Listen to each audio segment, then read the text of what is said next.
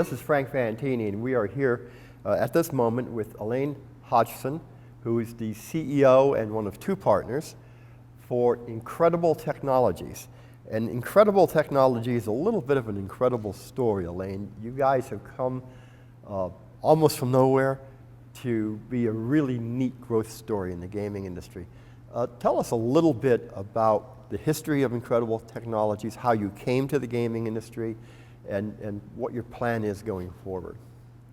Well, Incredible Technologies started when my partner and I were working for a consumer game company, and they basically lost a big contract and closed their doors. So we decided that we were going to start our own company and do it better. That's in 1985, about 31 years ago, long time. So we did everything it took to survive. Our first job was making 101 philosophical sayings for the Heathkit Hero Robot Junior robot. But it went on from there, and we did home games for the Apple. We did, eventually we got a great job doing pinball games for Day's Pinball, and that started us on the road to hardware and operating systems. And then we did our own hardware for the arcade industry and started out with a big hit that was marketed by Capcom, a bowling game that went into bars. And shortly after that, we made Golden Tee Golf, which we are still making today. And it's been our brand and put us on the map and made us a lot of money that we invested in gaming ultimately.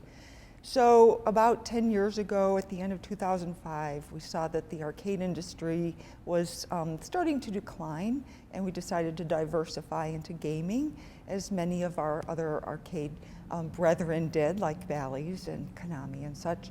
So we've, since the end of 2005, been trying to get into this industry, and it's taken us about 10 years to become an overnight success. And it was through a lot of hard knocking our heads on the wall and mistakes and learning from mistakes and going forward. So only now within the last year, we've started breaking out and getting some market share.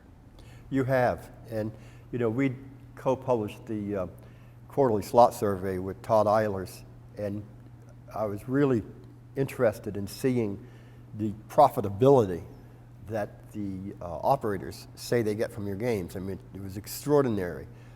What do you attribute the success of your games and your recent significant gains in market share? Well, we studied the market more. We came from the arcade industry and thought we knew a lot, but there was a lot to learn in this industry, and a big component of that was the math.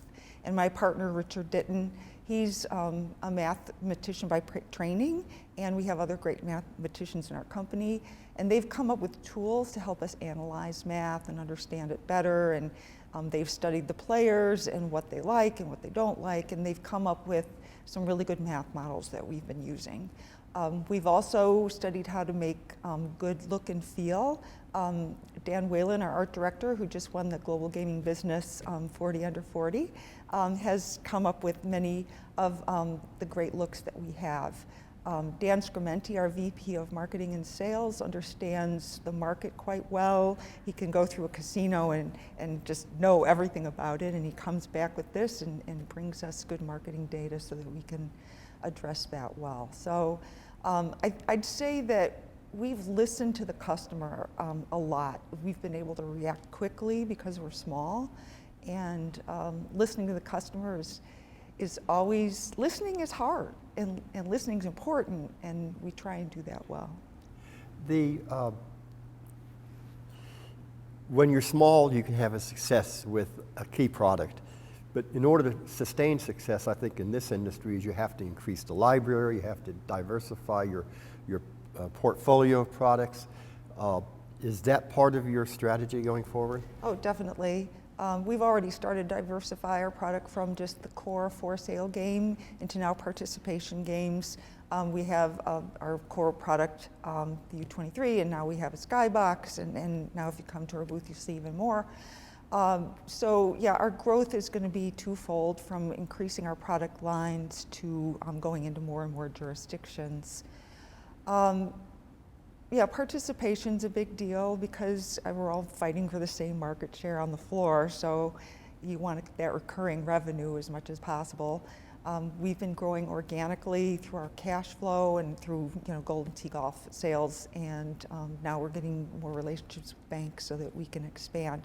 However, as has been also said by Dan Scremening, our marketing VP of marketing, we're going after our fair share. Just because we have one or two hits doesn't mean we're trying to force the market to take everything at once.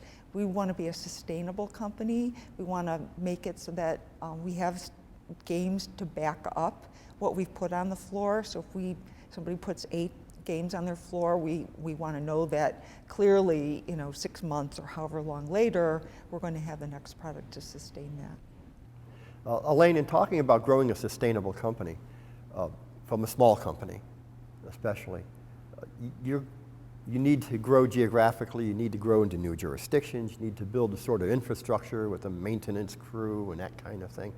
How is Incredible doing in those areas? Yeah, that's the great growing pains we're having now. It's a good problem to have. Our biggest challenge right now is getting enough technicians all around to install our games, but we're also building our staff internally, the accounting staff, the regulation staff. All of that is happening, and I have a great executive team.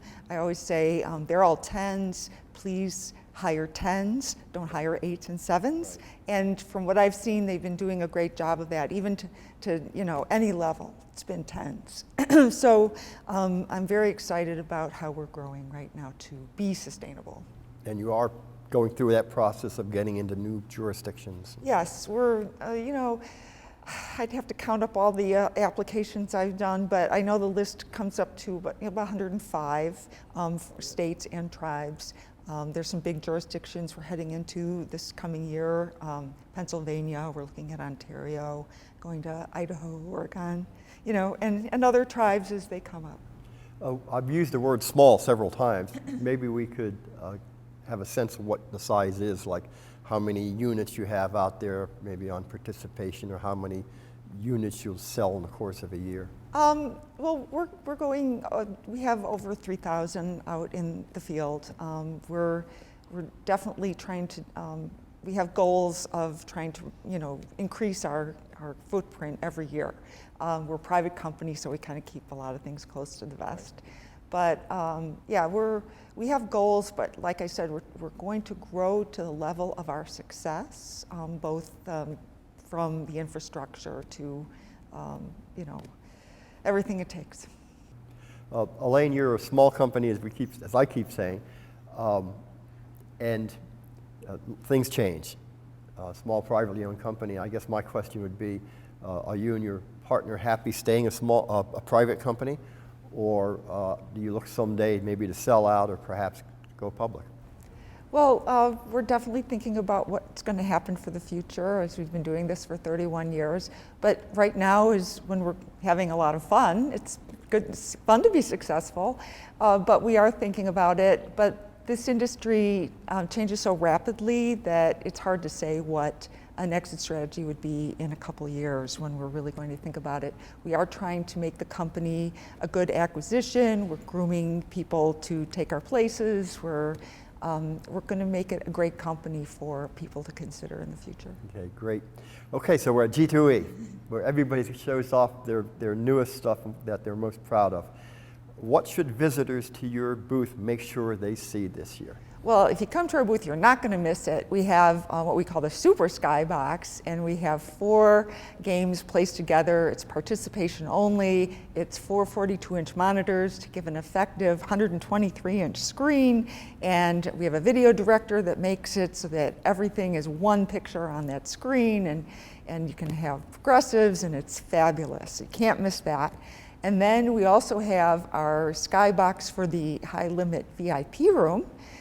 We did some very successful products for VIP rooms, and now we're putting it on our Skybox, and we expect those to earn really great. So you have to see those among all the new titles that we have there. Okay, great. Anything else you'd like to say about Incredible?